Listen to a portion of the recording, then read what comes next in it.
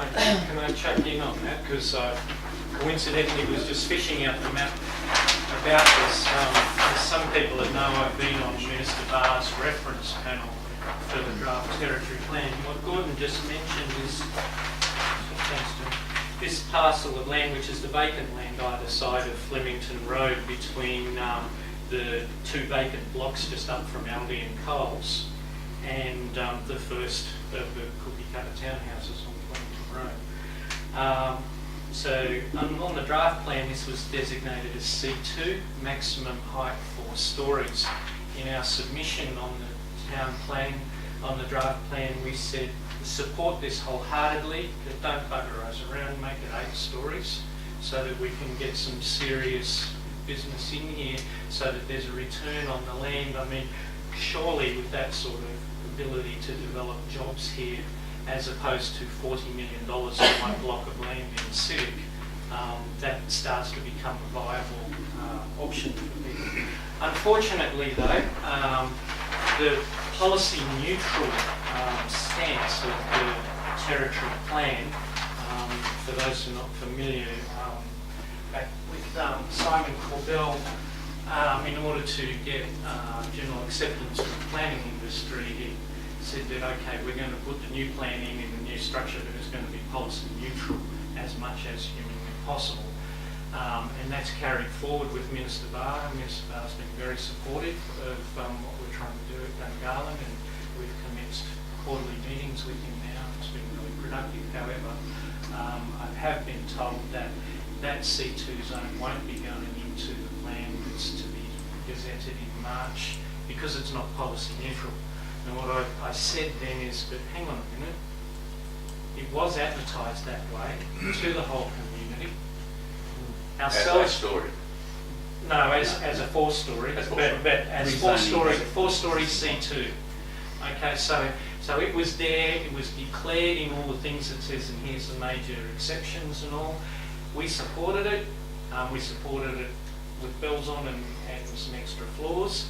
And there was no comment to the contrary from anyone else in the community.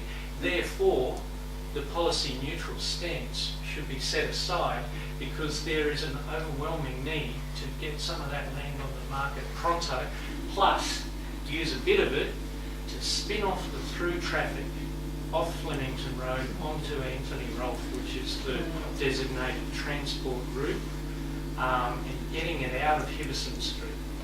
That's your key option to fix that, is to actually spin that road across the vacant block of land to Anthony Rolfe, which then would set up a good buffer to the residential areas. And then obviously you wouldn't be building to boundary 8 stories anyway, you'd transition it out. How does ACTPLA respond to that? Well, I suppose if I can just respond, that the issues raised, the increase in height are all valid, they're all good, they're all worth exploring further. But the issue coming back to the policy neutral change between the current territory plan and what's being proposed, even though it is a good idea and has support from the community council, there are other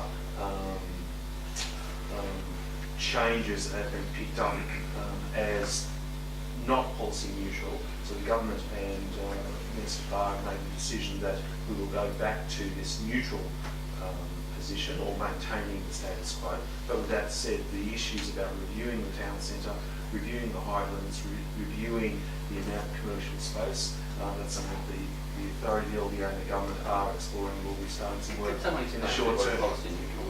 Well, I suppose the concern there, the land currently is shown as residential. Residential B8 or B9. Under the new territory plan, it was C4? C2, which was the commercial land use, which provided or had additional permitted uses, additional rights and items like that. So the neutral was bringing it purely back to what it currently is as a residential land use policy. Sure, but the policy neutral stance was about protecting development interests from a degradation of development potential. This is an entirely different kettle of fish. I suppose we can't pick and choose what improvements we actually want to pick up with the new territory plan. We're not saying they're not worth exploring, and we're not saying we're not doing them. It's just that the territory plan, the new territory plan that's now later this year. So it's a And, two-stage I mean, process. It'll be a two-stage. Yeah. Well, So the policy neutral element was the fact that rather than have a whole lot of fights on small areas, there was really prudence construction operation that the plan as it stood. There are still what the rules are. And as has been indicated, there are a lot of discussions on things that are very meritorious, including proposal about the height limits and others where there are elements of the government having discussions with having discussions with the ACTPLA, but also some of the private sector groups where they would have liked, in relation to things that have got, for example, nothing to do with Gungahlin, but other things where you could have some policy improvements, sometimes at the margin. So as the Chief Minister indicated, that'd be a two-stage process. So fundamental improvements to construction operations, that's sort of down the pipe, coming down the pipeline now, and flowing behind the leaders' individual improvements. Can I just add to it? I had a discussion I had with Minister Barr and Minister Sophie today, and we're exploring this issue that we knew that were coming out here tonight, and we're actually undertaking to start some teaming processes to have a stage 2 of the territory plan variation. We're going to go with what we've got now that can be tabled in March, at the end of March. Excuse me, I've got cold. That's right. And we'll be starting that process to look at heights, because we all understand, and obviously you made it very clear in your meeting with Mr. Barr last week, that was the desired outcome, and that's what we're actually working to do. In discussion I had with Neil, he feels that we'll be able to get through that territory plan variation, which normally takes around that 12-month period under the old regime.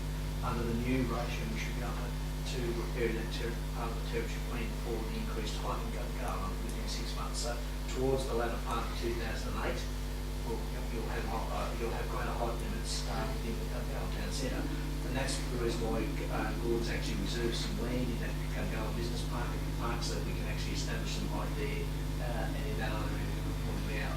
I think it'd almost be with what Ian said about, better off to leave it vacant until you can actually get a decent development density return out of it. That's the reason why that part of the land is actually being left vacant. So we can actually And we're focusing on Goslar Street because the market for those smaller scale offices is there. It's private sector people Under that are taxes. no. Professionals, medical centres, things like that, providing services to the Gungahlin community. And what about the Raymond, you wanted to say something? Yes, well, height is one thing, but you need depth, because if you're going to have 4 stories or 5 or 8, there needs to be double layout car parks below, because parking is already stressed, and the roads are very narrow, not allowing for proper traffic flow. So if you increase the height, you increase the traffic, you increase the congestion, and who wants to come?